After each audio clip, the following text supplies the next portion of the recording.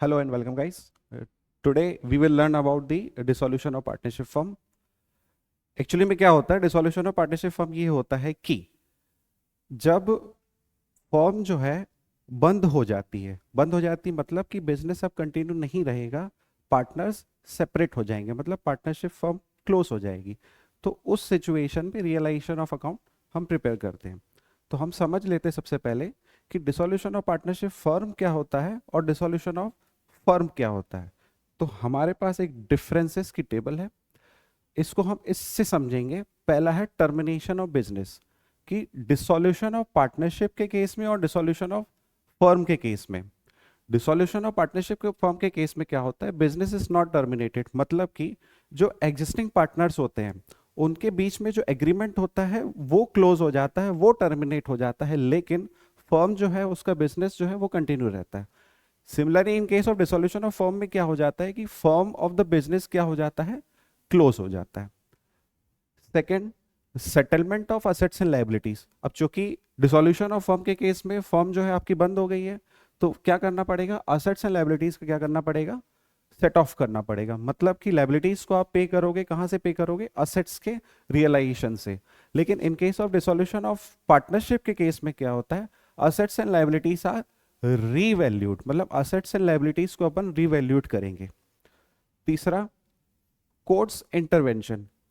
Dissolution of partnership के case में court का कोई इंटरवेंशन नहीं होता है, लेकिन in case of dissolution of firm it can be dissolved by the court के ऑर्डर से वो डिसॉल्व हो सकती है। इकोनॉमिक रिलेशनशिप क्या होता है पार्टनर्स के बीच में, the economic relationship between the partners continues through in the change form. जो मतलब जो नई फर्म जो बनेगी, नई पार्टनरशिप बनेगी, उसमें जो एग्जिस्टिंग पार्टनर्स रहेंगे उनकी जो टर्म्स एंड कंडीशन होगी एज पर देयर एग्रीमेंट वो कंटिन्यू रहेगा विथ न्यू एग्रीमेंट। लेकिन in case of dissolution of firm के केस में क्या हो जाता है कि जो पार्टनर्स का जो रिलेशनशिप होता है वो एंड हो जाता है, मतलब खत्म हो जाता है। Final, closure of books. Dissolution of partnership में अपन books not required to become because business is terminated, ठीक है।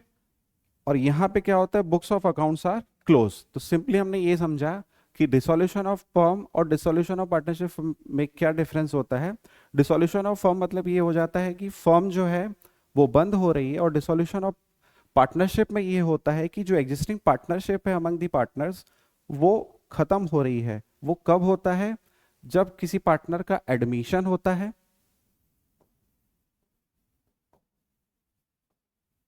या फिर किसी एग्जिस्टिंग पार्टनर की डेथ हो जाती है, तो उस केस में डिसोल्यूशन ऑफ पार्टनरशिप हो जाता है। तो हम इसको एक क्वेश्चन के द्वारा भी समझेंगे ताकि जो हमारा डाउट है वो क्लियर होते चले।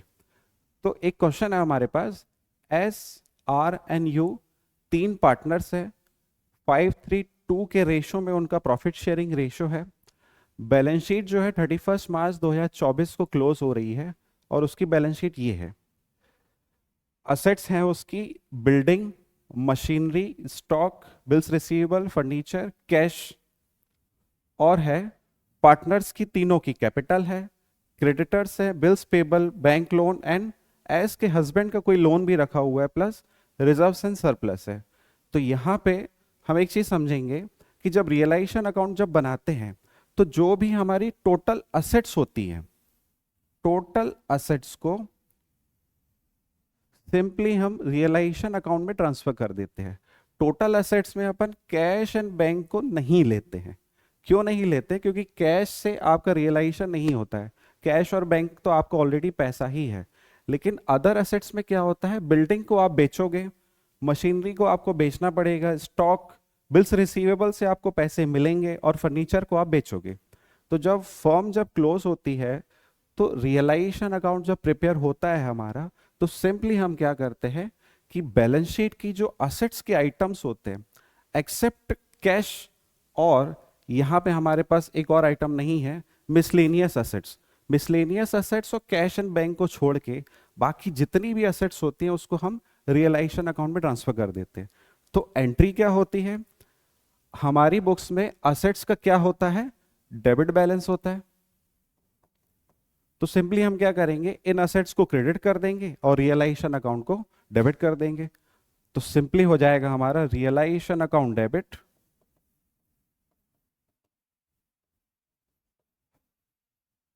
टू रिस्पेक्टिव असेट्स को अपन क्रेडिट कर देंगे, क्योंकि डिसॉल्यूशन ऑफ फर्म हो रहा है तो अब जो भी उसकी असेट्स हैं वो अब रहेंगी नहीं, तो असेट्स का जितना भी डेबिट बैलेंस है उसको हम क्रेडिट कर देंगे और रियलाइजेशन अकाउंट को डेबिट कर देंगे। वैसे ही जो हमारी लाइबिलिटीज होती हैं, लाइबिलिटीज में सबसे पहले हमारा हो जाएगा सन्डी creditors, bills payable, bank loan.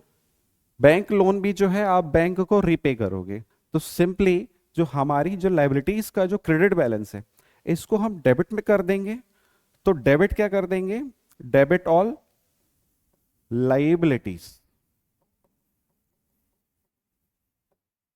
All liabilities को अपन ने डेबिट कर दिया और क्रेडिट किसको कर देंगे अपन, रियलाइजेशन अकाउंट को।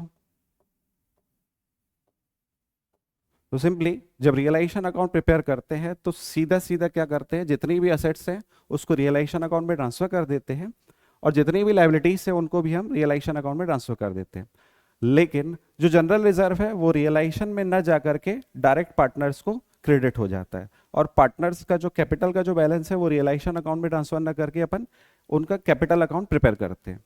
इसमें क्या एडजस्टमेंट है हमारे पास, तो सबसे पहले इसमें एडजस्टमेंट ये है कि बिल्डिंग जो है वो रियलाइज्ड हुई है 1,90,000 में, तो सिंपली हमारी एंट्री क्या हो जाएगी, बैंक अकाउंट डेबिट। अब चूंकि कोई असेट्स आपके पास बची नहीं है, क्यों नहीं बची, क्योंकि आपने जो भी बिल्डिंग थी आपने उसको रियलाइजेशन अकाउंट में ट्रांसफर कर दिया, तो सिंपली आप क्या कर दोगे, क्रेडिट कर दोगे। किसको क्रेडिट कर दोगे, रियलाइजेशन अकाउंट को। सिंपली 1,90,000 से पर उसको क्रेडिट कर देंगे। तो वैसे ही जो हमारे पास बिल्स रिसीवेबल थे उससे हमको 1,10,000 में मिल गया, same entry, bank account debit to realisation account. Stock से हमको रियलाइज हुआ 1,50,000 रुपए, सेम एंट्री। मशीनरी भी बेची हमने और फर्नीचर को भी बेच दिया। अब यहाँ पे क्या हुआ है, सेकेंड एडजस्टमेंट हमारा ये है कि बैंक लोन जो है वो सेटल्ड हो गया 1,30,000 में, तो जब आप पेमेंट करोगे तो आपका बैंक चला जाएगा, बैंक मतलब कैश और बैंक आपका चला जाएगा। पेमेंट किसको कर रहे हो आप, बैंक को कर रहे हो, बैंक का लोन ऑलरेडी आप रियलाइजेशन अकाउंट में ट्रांसफर कर चुके हो, तो यहां पे अपन रियलाइजेशन को डेबिट कर देंगे।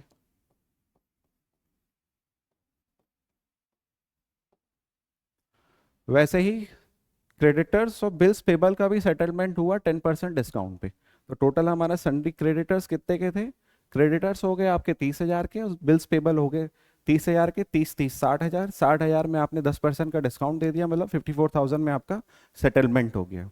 तीसरा एडजस्टमेंट है, R paid the realisation expense account 10,000 for which he paid ₹12,000 for completing the dissolution process. मतलब एक जो डिसोल्यूशन प्रोसेस होती है उसमें जो भी खर्चा होता है, इस केस में जो आर पार्टनर है उसने खुद से पे किया है, तो फर्म ने उसको बाद में 12,000 पे किया है।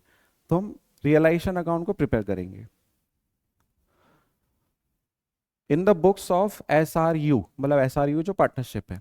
रियलाइजेशन अकाउंट ये डेबिट साइड हो गया, ये आपका क्रेडिट साइड हो गया। रियलाइजेशन अकाउंट यहाँ पे मैं आपको बताना चाहूंगा एक प्रकार का ये नॉमिनल अकाउंट होता है। डेबिट साइड जो भी होता है आपके एक्सपेंसेस हो जाता है और क्रेडिट साइड आपका इनकम होता है। तो अपन ने एंट्री क्या करी, सबसे पहले सारी एसेट्स को यहाँ पे ट्रांसफर कर दिया रियलाइजेशन अकाउंट में, तो रियलाइजेशन अकाउंट डेबिट हो गया आपका, ये हो गया रियलाइजेशन अकाउंट आपका डेबिट। और क्रेडिट किसको कर दिया, बिल्डिंग को, machinery, stock, bills receivable and furniture. अपन ने इसको इनर कॉलम में लिखा और आउटर कॉलम में टोटल हो गया। वैसे ही अपना सन्डी creditors, bills payable, bank loan और एस एस हस्बैंड का जो लोन पड़ा हुआ था उसको भी अपन ने रियलाइजेशन अकाउंट में ट्रांसफर कर दिया। अब क्या हुआ कि जो असेट्स आपने बेची तो उससे आपको पैसा मिला, तो एंट्री क्या हुई, bank account debit to realisation account credit, तो रियलाइजेशन अकाउंट के क्रेडिट में आ जाएगा आपका सिंपली। तो पहली बिल्डिंग आ गई 1,90 में बेची, बिल्स रिसीवेबल, स्टॉक, मशीनरी और फर्नीचर, ये तीनों आइटम्स जो बेचे आपने 5,73,000 में। वैसे ही आपने बैंक लोन को रीपे कर दिया 1,30,000 में, और जो आपका था क्रेडिटर्स और जो बिल्स पेबल थे वो कितने के थे, 60,000 रुपए के थे, -10%, तो 6,000 माइनस कर देंगे तो 54,000 से आपने उसको रीपे कर दिया। फिर क्या हुआ, एस हस्बैंड का जो लोन पड़ा हुआ था अपन ने उसको भी पे आउट कर दिया। आर कैपिटल अकाउंट यहाँ पे डेबिट क्यों किया है, क्योंकि यहाँ पे जो रियलाइजेशन के जो एक्सपेंसेस करे थे, किसने करे थे, आर ने करे थे। कितने करे थे, 12,000 रुपए। तो वो यहाँ पे रियलाइजेशन अकाउंट, चूंकि अभी फर्म ने खुद पे नहीं किया है, आर ने पे किया है, तो हमारी यहाँ पे एंट्री क्या हो जाएगी, रियलाइजेशन अकाउंट डेबिट हो जाएगा। और क्रेडिट किसको कर दोगे आप, आर्स कैपिटल अकाउंट। सिंपली जो भी हमारा बैलेंस बचेगा या तो प्रॉफिट होगा या तो लॉस हो गया। यहाँ पे हमारा लॉस हो गया 43,000 का, इसको अपन ने पीएसआर के रेशियो में बांट दिया। तो पीएसआर कितना था, 532 10, तो 43,000 डिवाइड बाय 10 किया तो इनटू कर दिया 5 इंटू 3 इंटू 2 कर दिया, तो ये पार्टनर्स कैपिटल अकाउंट में ट्रांसफर हो जाएगा। तो ये वाली जनरल एंट्री क्या हो जाएगी, रियलाइजेशन अकाउंट को आपने क्रेडिट कर दिया तो पार्टनर्स कैपिटल अकाउंट क्या होगा, डेबिट हो गया। डेबिट क्यों हो गया, क्योंकि इनका पार्टनर्स में जो रियलाइजेशन का जो अपन ने अकाउंट बनाया उसमें लॉस हुआ है। तो again simply realisation account in case of dissolution of firm very much important with respect to your exams. आपके एग्जाम में डेफिनेटली डिसोल्यूशन ऑफ फर्म के केस में रियलाइजेशन अकाउंट प्रिपेयर करने का एक क्वेश्चन पक्के पक्के में आएगा। या तो वो डिफरेंसेस आपसे पूछ लेगा थ्योरी में, या फिर एक प्रैक्टिकल क्वेश्चन पूछ लेगा। तो प्रैक्टिकल क्वेश्चन सॉल्व करने का सबसे आसान तरीका यही होता है कि जो भी आपकी बैलेंस शीट है उसकी असेट साइड को आप ट्रांसफर कर दोगे रियलाइजेशन अकाउंट में। कैसे रियलाइजेशन अकाउंट में ट्रांसफर करेंगे, असेट्स का जो भी आपका डेबिट बैलेंस है असेट्स को आप क्रेडिट कर दोगे, रियलाइजेशन अकाउंट को डेबिट कर दोगे, तो सारी असेट्स आपकी खत्म हो गई।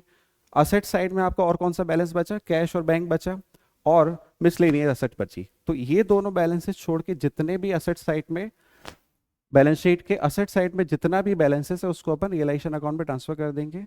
वैसे ही लाइबिलिटी साइड में अपन आएंगे, कैपिटल को छोड़ करके जो भी लाइबिलिटीज है, एक्सटर्नल लाइबिलिटीज हो या फिर पार्टनर्स का कोई लोन अकाउंट भी क्यों ना हो, उसको भी अपन रियलाइजेशन अकाउंट में ट्रांसफर कर देंगे। क्योंकि लाइबिलिटीज का बैलेंस हमारा होता है क्रेडिट, तो लाइबिलिटीज को अपन डेबिट कर देंगे और रियलाइजेशन अकाउंट को क्रेडिट कर देंगे। और रियलाइजेशन अकाउंट प्रिपेयर करने के बाद जो भी प्रॉफिट या लॉस आएगा उसको अपन पार्टनर्स के कैपिटल अकाउंट में ट्रांसफर कर देंगे। Okay guys, thank you.